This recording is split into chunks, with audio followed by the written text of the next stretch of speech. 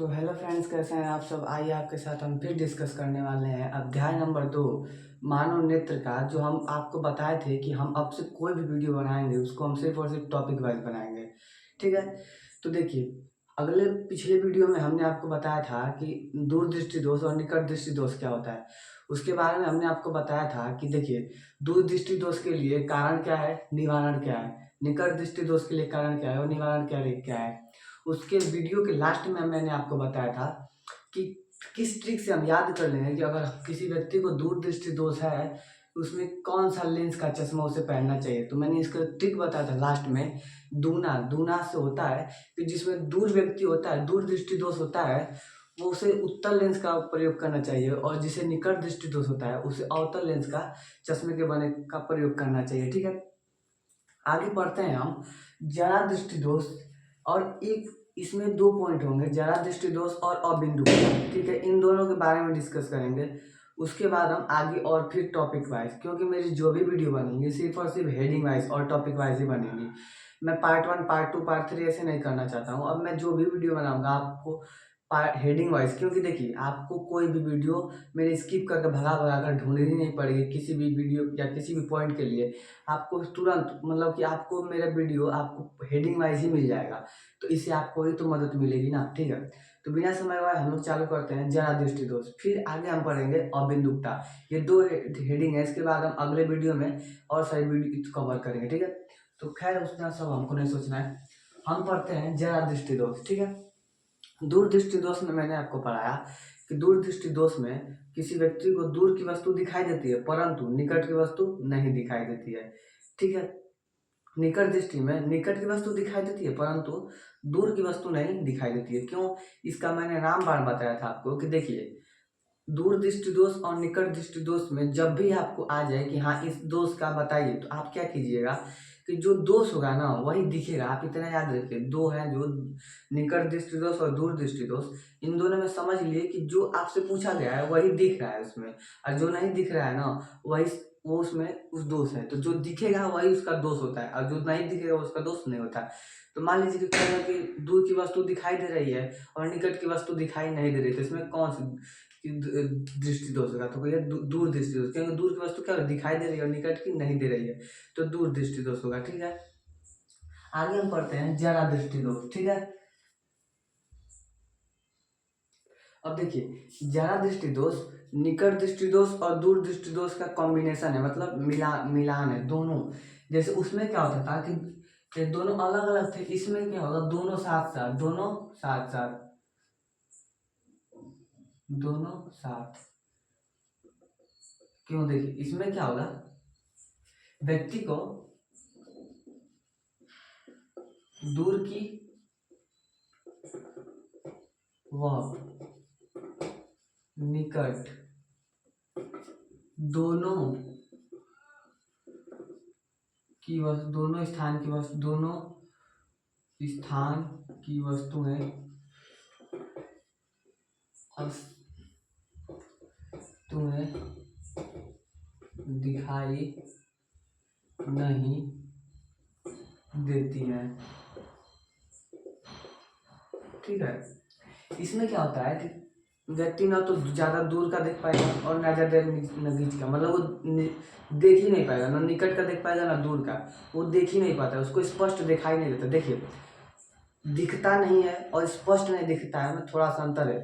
दिखता नहीं का मतलब उसको कुछ नहीं दिख रहा है, और दिखता मतलब कुछ दिखता है, धुंधला दिखता है इसका मतलब। ठीक है। तो कुछ नहीं दिखता है ऐसा मतलब स्पष्ट नहीं दिखता है, आप समझिए। क्योंकि आप जब भी बोलेंगे स्पष्ट नहीं दिखता है, क्योंकि आँख है तो भाई दिखेगा, खोलेगा तो कुछ ना कुछ दिखेगा, लेकिन हाँ धुंधला दिखाई देता है, इसीलिए हम बोलेंगे कि स्पष्ट नहीं दिखता है। ठीक है। तो देखिए, उसको क्या होगा, व्यक्ति को दूर की वस्तु है वह निकट के स्थान की वस्तु है, दोनों वस्तुएं क्या होती है, नहीं दिखाई देती है। अगर पास में रखे तभी नहीं दिखाई देगा, दूर रखे तभी नहीं दिखा होगा। कारण क्या होता है, मांसपेशियां, जो हमारी मानव की मांसपेशियां होती हैं, मांसपेशियां ढीली हो जाती है, जिसके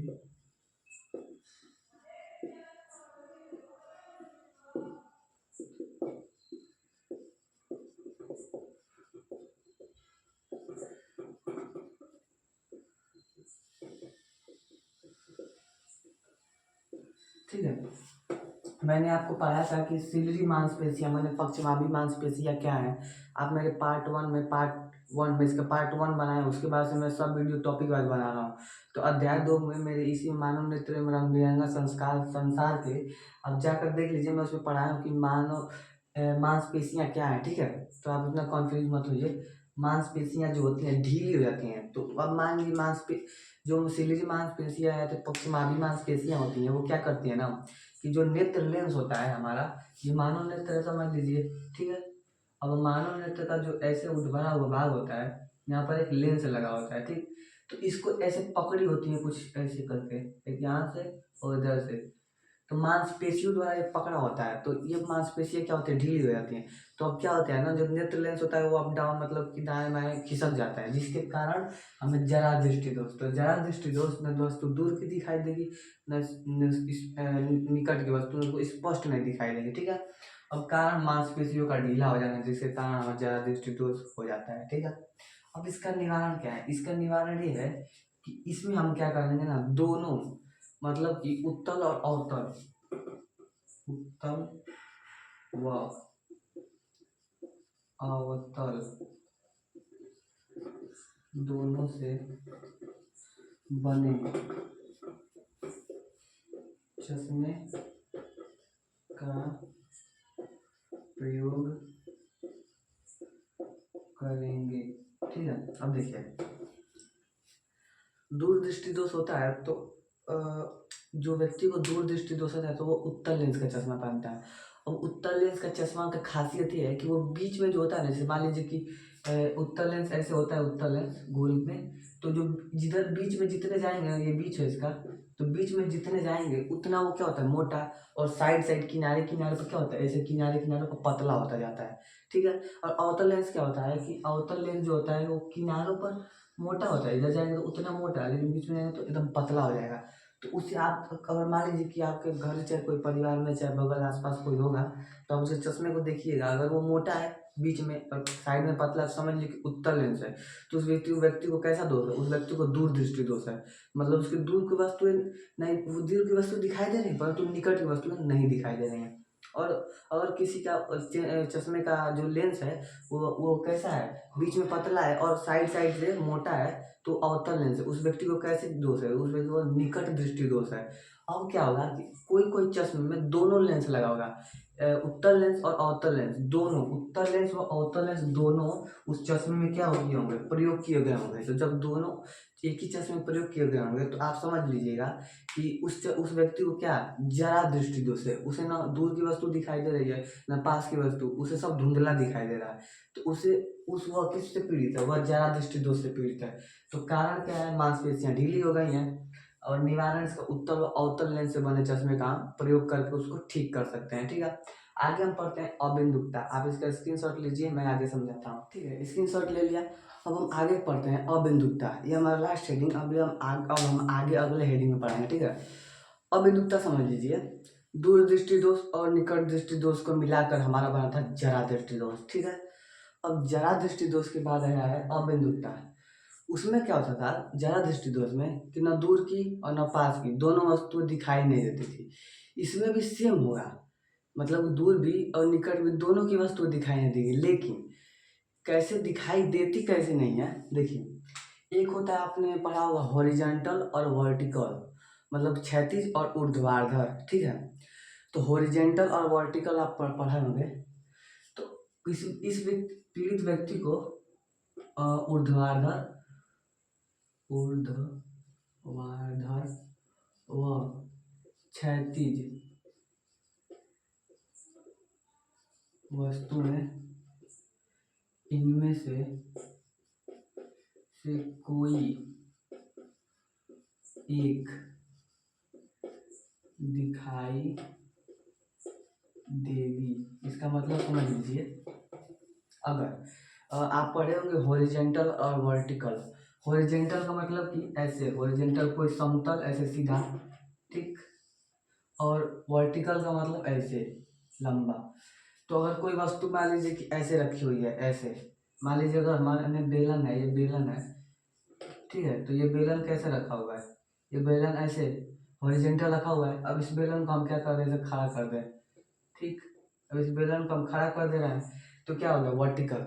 तो अगर कोई वस्तु ऐसे है हॉरिजेंटल या वर्टिकल, उसमें से कोई एक वस्तु जैसे कि क्षैतिज, क्षैतिज और ऊर्ध्वाधर, ऊर्ध्वाधर और क्षैतिज, माने इनमें से कोई एक वस्तु को कोई जो व्यक्ति पीड़ित है वो इनमें से क्षैतिज और ऊर्ध्वाधर में से किसी एक वस्तु को देख पाएगा एक समय में, केवल एक वस्तु को। अगर मान लीजिए कि वो इसको देखेगा क्षैतिज को, तो ऊर्ध्वाधर को नहीं देख पाएगा, और अगर ऊर्ध्वाधर को देखेगा तो क्षैतिज को नहीं देख पाएगा। मतलब कि हॉरिजेंटल को देखेगा तो वर्टिकल को नहीं, और वर्टिकल को देखेगा तो हॉरिजेंटल को नहीं। उसको एक देखेगा तो दूसरी धुंधली दिखाई देगी, ठीक है। कारण क्या है, जो माँ हमारी कार्निया, कार्निया है, मैंने आपको पढ़ा चुका है पार्ट 1 में। Cornea, cornea,